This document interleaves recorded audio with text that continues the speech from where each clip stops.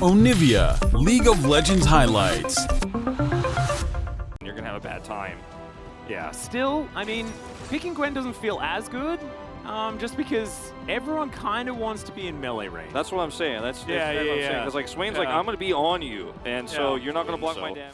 Kind of feel like they could have pushed the issue more there. Meanwhile, down here, yeah, Gumayusi's going to ult. Passive comes through from Prince, but Gumayusi knew as, oh, the killer instinct. Just beautiful from Prince. No funny business for you, Gumayusi. And that will be first blood going over. Really silly. I mean, I think that they probably could have gotten the Drake even if he did back, because he wasn't going to get there in time. But you know what? I like the idea. Delaying the back it's the first, and yeah, it goes down extremely quickly. So yeah, probably unnecessary, but still wolves, right? Yeah, to sort of pick away the anti-Zeri option, as Kerry's going to shake the hand of Kale as, okay, slow down onto Prince. They just fight each other. Fantastic hostile takeover. That's going to guarantee the kill. As Croco looking to try and time this one right, and he does so. Great knock-up to come through as the bailout is going to come down. No kill in time as Croco trades it back, but it's another kill for Carrier. Gumayusi would have liked one of those, but they'll take the double and they'll trade up on the side of T1. Drake going to go over to Liiv SANDBOX. T1 not interested in Oceans, as it turns out. We'll have a look at what soul we do get this game, as it will be one Drake apiece. That one going to be secured there, and it will be Hextech Soul. Absolutely fantastic stuff. That's a brilliant little dodge from Dove, who throws down the needle to do with a Renata that wants to check the vision, as well as being very, very squishy and not that mobile. But Carrier's flash, more than halfway off cooldown now, as Shirley will cram her skull into this mid lane outer turret. So that is all three outers down. They'll save the charge. Yeah, going to be able to save the health bar. Yep, and now going to get a second crash. Dove's looking for a flank here. So much value with that ward there as well. As you can see, T1 trying to get out towards the side. The Empress Divide goes completely wide as the Cyclone also from Croco doesn't get enough done. And Liiv SANDBOX, they're going to have to try that again another time. Yeah, that was a rough attempt there. The ward, as you mentioned, was massive because they were able to see the flank there from Dove react. They go up. Oh, Closer! Yeah, the cast onto Closer. He's just stunned forever, and it's the extendo beam that picks up the kill.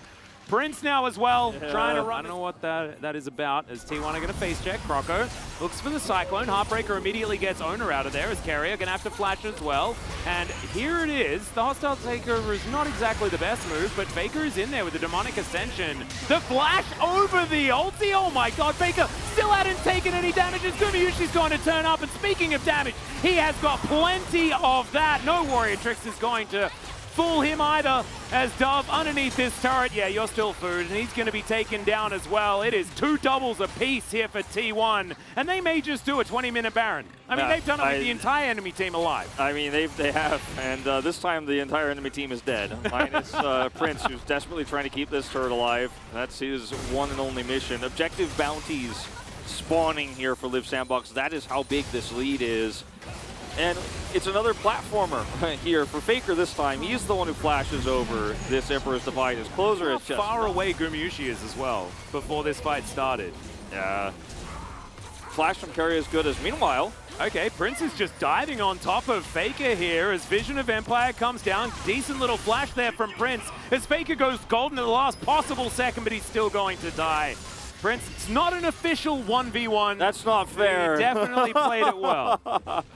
Faker was very close to maybe being able to get one more Q off there, but at the end of the day, will break his stopwatch and still die. So pretty big win here for Liiv SANDBOX. The problem is that with Baron buff, the rest of the map is falling to tatters. As another inner turret will fall. I mean, Faker got like, what was it, 3 people in the top lane? Yeah, it's at the end of the day, like, small win, but the bigger win is the actual money that T1 bounty gold, though. Yeah, eventually he will get that one on the top side.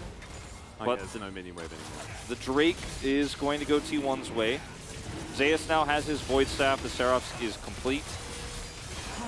And this is really the consolation prize here, is the pickup of the bounty gold. But yeah, that didn't happen.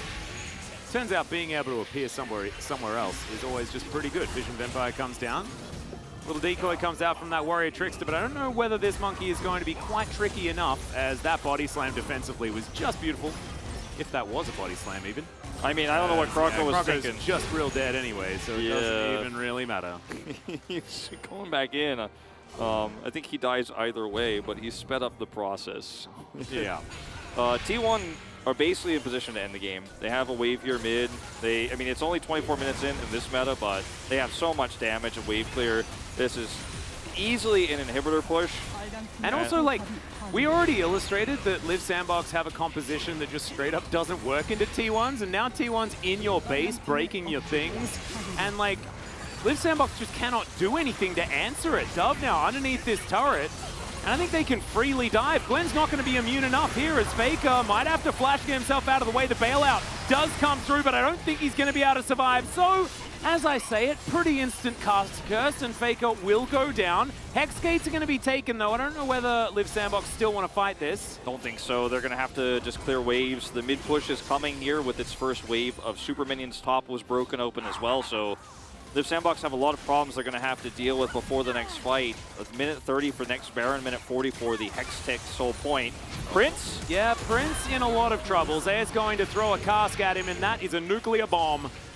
That cleanse was so sad. He's like, am I good? No! My screen went gray. Is that bad? He cleanses it. He's like, hold on! Oh, no. Yeah, you can't cleanse the death chamber, unfortunately. You need a QSS for that one, I'm pretty sure. As Croco's now in a whole host of trouble. Kale's not going to be able to save him for this one. Zayas picks up that kill now as a hostile takeover comes in. Kale desperately looks for someone to hit as Closer is real dead yet again. Dealing with these Emperor's Divides seems to be something that T1 is very, very comfortable with this game. Yeah, Closer has been read like a book. And now, these Nexus turrets are really under fire. Yeah.